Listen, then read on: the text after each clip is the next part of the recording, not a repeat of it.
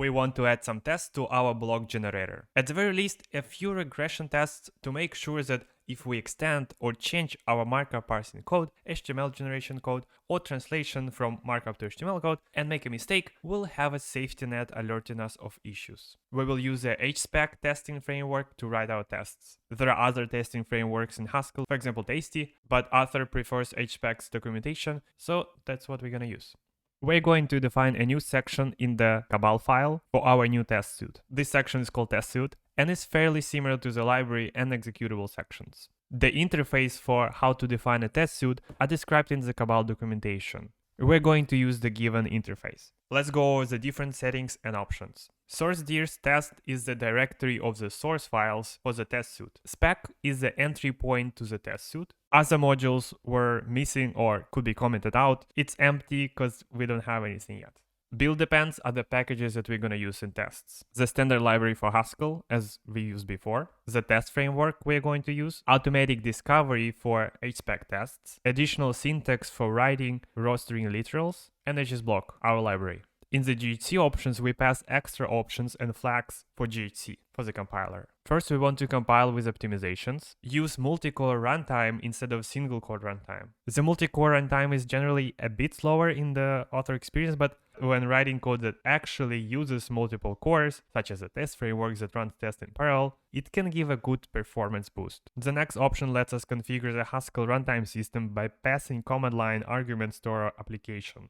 And then we set specific default options for the program at link time. Specifically n sets the number of cores to use in our program. We use a specific executable from a package dependencies in aid of building the package. In this case, we're using the HSpec discovery executable from the HSpec discovery package, which goes over the source directory for the tests, finds all of the spec files, and creates an entry point for the program that will run all the tests it discovered. For HSpec discover to work, we need to add the following to the main file of the test suite. For us, this is testspec file. And that's it. HSpec discovery will automatically define a main for us.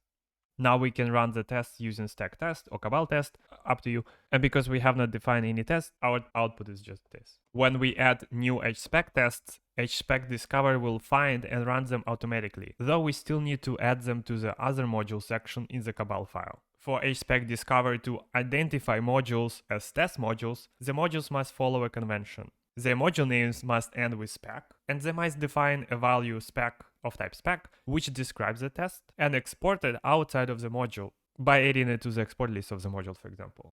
Let's write our first test. We created a new module called markup parsing spec to test markup parsing. We'll need the following imports as well. HSpec provides us with monadic interface for describing, composing, and nesting test specifications. Using the describe function, we can describe a group of tests. Using the it function, we can add a new test, and using a function like should be, we can compare two values and make sure that they're equal by using their eq instance. If they are, the test will pass. If not, it will fail with a descriptive error. This test should obviously fail. After adding the module to the other modules list in the cabal file and running the test, we get this output. The output describes which tests are running in the hierarchy tree, like module, groups, and tests, whether the tests pass or fail, and if they fail, the output and the expected output.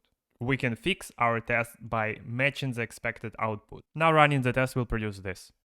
We can add a few more tests to test that we can parse a paragraph, test that we can parse a heading, and test that we can parse a code block. And run the tests again. And this is how we write tests with HSpec. It's important to note that we can nest specs that are declared with describe to create trees, and of course refactor and move things to different functions and modules to make our test suites better organized.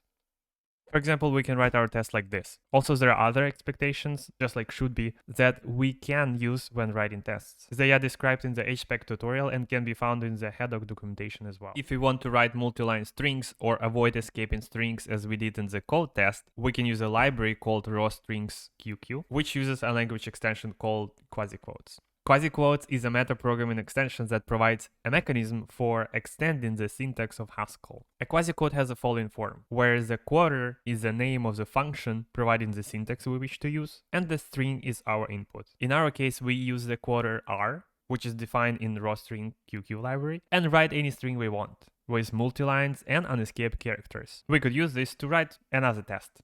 We have to enable the language extension and import the module and add the multi-line tests. For now we have only example 3. We use the R quasi-quote, which allows us to write the multi-line string, and then we test it if it's equal to the handcrafted HTML document. And then we can run the test. We can see that both simple and multi-line tests are successful. Let's add another example that contains documents with all sorts of things, with headings, blocks, and lists.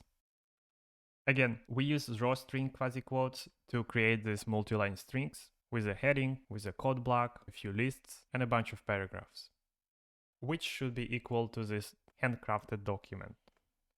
Let's see if this works. Without further configuration, HSpec will run all of our tests on the main thread sequentially. There are a couple of ways to configure tests to run in parallel. One is to manually mark a spec as a parallel by passing it to the parallel function. And another is by creating a hook that will apply parallel to each spec automatically with HSpec Discover. You can consult the HSpec manual on this topic and try both methods. And note that we already enabled the threaded runtime and set it to use multiple cores in the Cabal file. This chapter has been just a tip of the iceberg of the Haskell testing landscape. We have not talked about property testing or golden testing, testing expected failures, testing IO code, inspection testing, benchmarking, and more. There's just too much to cover. Thus, I hope that this chapter provided you with the basics of how to start writing tests for your projects. Please consult the tutorial for your chosen testing framework and read more about this very important subject on your own. There are many ways to help others to get started with our projects and libraries. For example, we can write tutorials, provide runnable examples, describe the system internals, and create an API reference. In this chapter, we'll focus on generating API reference pages, the kinds that can be seen on Haddock, from annotated Haskell source code using Haddock. We can generate API reference pages, aka Haddocks, in the Haskell world for our project using our favorite package manager. We can run Cabal Haddock to generate Haddocks. Cabal and Haddock will build our project and generate HTML pages for us at this location. We can then open the index.html file from the directory in a web browser and view our package documentation. We can also run stack Haddock to generate Haddock. This time, stack and Haddock will build our project and generate HTML pages for us at different locations. And once again, we can open the index.html file from the directory in a web browser and view our package documentation. Haddock will also output a coverage report when run and mention user-exposed constructs that are missing documentation. These constructs could be module headers, types, data constructors, type classes, functions, values, etc. For example, right now we're missing a lot of documentation. We can see which modules we did not document at all, which function missing documentation, and so on. Haddock builds the API reference pages by building our project, examining the exported modules and their exported definitions, and grabbing source code comments written in special markup format. Let's take a quick look at this markup format. We will go over a few important bits, but if you'd like to learn more, a complete guide for Haddock markup can be found in the Haddock documentation. All Haddock annotation appear as part of regular Haskell comments. They can be used with both single-line format and multi-line form. The placement of a comment block and the Haddock marker determine which Haskell definition the Haddock string is attached to. We can annotate a Haskell definition by writing a comment block prefix with a pipe before the definition, or by writing a comment block prefix with a caret after the definition. For example, we can add a few Haddocks for the HTML function. We can document the whole function, but we can also document specific fields, for example, head and a structure. Here's another example where we document a data structure. We document the whole data structure and then specific constructors. And another example with the documentation for the whole module. As you can see, pipes and carets can be used to document functions, function arguments, types, data constructor modules, and more. They are probably the most important Haddock annotations to remember, and even then, pipe alone will be enough. Here's a tip. Annotate the modules, types, and the top-level definitions which are exported from your project with some high-level descriptions of what they're used for. At the very least, your users and collaborators will thank you. We can separate our module into sections by adding headings. Headings are comments prefixed with a number of asterisks, just like in the markup language we created. For example, we can add a section for HTML EDSL, and then add subheadings for structure, content, and so on. And it's also possible to add headings to the export list instead. Here we add the HTML EDSL section, and then a couple of subsections with different combinators for different things. Separating parts of the module into sections helps keeping the important things together, and Haddock will create a table of contents for module page for us as well. Sometimes it's also easier to figure out whether a module should be split into multiple modules or not after splitting it into sections using headings.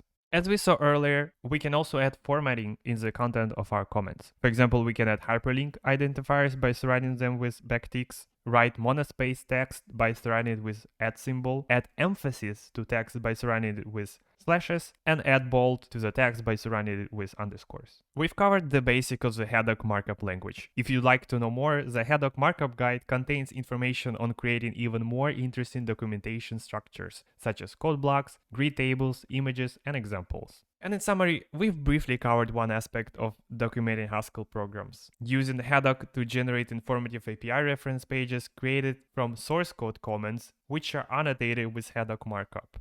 While API references are incredibly valuable, remember that there are other forms of documentation that can help your users get started quickly, such as examples and tutorials.